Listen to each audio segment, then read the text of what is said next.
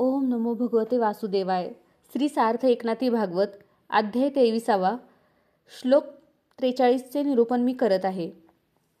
तो भिक्षू म्हणाला, सज्जन, दुर्जन आणि साधारण असे जे 3 प्रकारचे लोक असतात ते माझ्या सुखाला किंवा दुःखाला मुळीच कारण होत नाहीत. लोक म्हणून जितके आहेत तितके सर्व पंचमहाभूतांपासून झालेले आहेत. माझाही देह तसाच आहे. तेव्हा लोक आणि मी अशा दोहोंचे ऐक्य आहे. सुखदुःख केवळ मनापाशी उत्पन्न होते. देवता ह्याच अवश्य सुखदुःख देणारे आहेत असे म्हणावे. तर देवतांचे समुदाय हे मनाने कल्पिलेले आहेत. तेव्हा त्यांचे सुखदुःखही मला लागावयाचे नाही. देवता रूपाने आपले मन आहे आणि त्या मनानेच सर्व देवता कल्पिलेल्या आहेत. अर्थात देवता जेव्हा सुखदुःख देतात तेव्हा त्याला मुख्य कारण मनच झाले. जेथे जसा मनाचा सद्भाव असेल तेथे त्याप्रमाणेच त्या स्वरूपाने देवी किंवा देव भासमान होतो. अहो, असे पहा की जेथे मनाची अश्रद्धा असते तेथे असलेले देवही दिसत नाही. म्हणून ज्या सर्व देवता आहेत त्या मनकल्पितच होत असे समज. तेव्हा त्यांच्यापासून सुखदुःखाची व्यथा झाल्यास ती मनामुळेच आहे हे निश्चित. बरे, आत्मा हाच सुखदुःखाचे कारण आहे असे म्हणावे तर हे बोलणे मुळी खोटे आहे. आत्म्याच्या ठिकाणी द्वैत भावना मुळीच असत नाही. मी एक सुखदुःख देणारा आहे आणि हा एक सुखदुःखांचा भोगता आहे, ही गोष्ट वास्तविक आत्म्याच्या ठायी खरोखर मुळीच असत नाही. जन्मकाळाचे क्रूर ग्रह सुखदुःखास कारण असतात असे म्हणावे तर आपले मन हेच स्वतः ग्रहांचाही ग्रह आहे. ते जन्मवरण भोगाव्याला लावते. ग्रहांची ग्रहदशा देह पडेपर्यंत असते, पण मनाची ग्रहदशा त्याहून अधिक आहे. ते नाना तऱ्हेने दुःख भोगविते आणि जन्मजन्मांतरीही सोडत नाही. दुष्ट ग्रह थोडाच काळ पीडा देतो, पण मनाची पीडा कोट्यावधी जन्म असते. दुष्ट ग्रह असतो तो आपली भोगदशा भोगली की सोडून देतो, परंतु मन कल्पांतीही सोडत नाही. मन जर देहाभिमान धरणार नाही तर ग्रहांची पीडा कोण मानतो. म्हणून सुखदुःखाला कारण होणारा मन हाच एक महाग्रह आहे. आता येथे आपले कर्मच दुःखदायक आहे असेही म्हणता येत नाही, कारण कर्म हे कर्मबंधातून सोडवणारे आहे. तेव्हा तेच दुःखदायक कसे होईल. आपले कर्म स्वाभाविक व अत्यंत पवित्र असता मनच त्याला काम बनवते आणि त्यामुळे अनेक प्रकारचे अत्यंत दुःख देऊन अनेक योनी भोगाव्याला लावते. अहो, कर्मांच्या क्रियासंबंधाने जेव्हा मनाचा संकल्प कर्माकडे लागत नाही तेव्हा कितीही सुखदुःखे असली तरी आपले कर्मच त्यांचा नाश करते.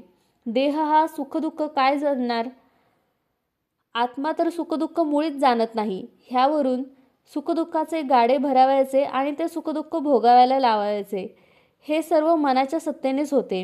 येथे सुखदुःख देणारे काय ते एकच मनच झालेले आहे आणि लोक त्या मनाच्या अधीन होऊन व्यर्थ सुखदुःख भोगतात. सुखदुःख देणारा काळ आहे असे म्हणणेही सर्वस्वी बरोबर नाही.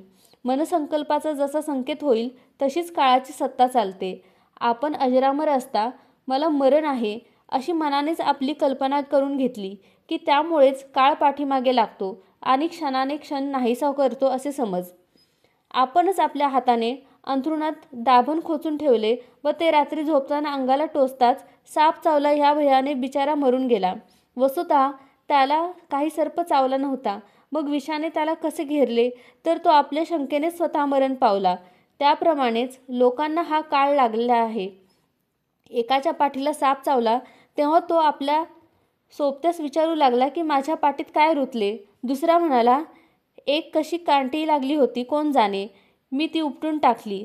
त्यामुळे त्याला सापाची शंकासुद्धा आली नाही, म्हणून त्याला विष चढलेच नाही. तो आपल्या उद्योगामध्ये खुशाल गुंतून राहिला. पुष्कळ दिवस गेल्यावर त्याला तो सर्पच चावला होता असे सांगून त्याची पाठीवरील खूनही दाखवली असता सर्पाची आठवण होताच तत्काळ विषाने घेरले. अशा शंकेनेच त्याने प्राण सोडला.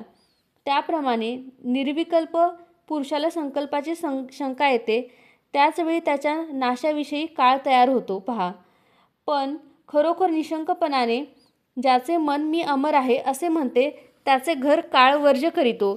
मनशंकेनेच काळ असह्य होतो. जो स्वतःच निर्विकल्प आहे त्याच्याकडे काळ कधीच येत नाही, कारण त्याच्याजवळ काहीच नश्वर नसते.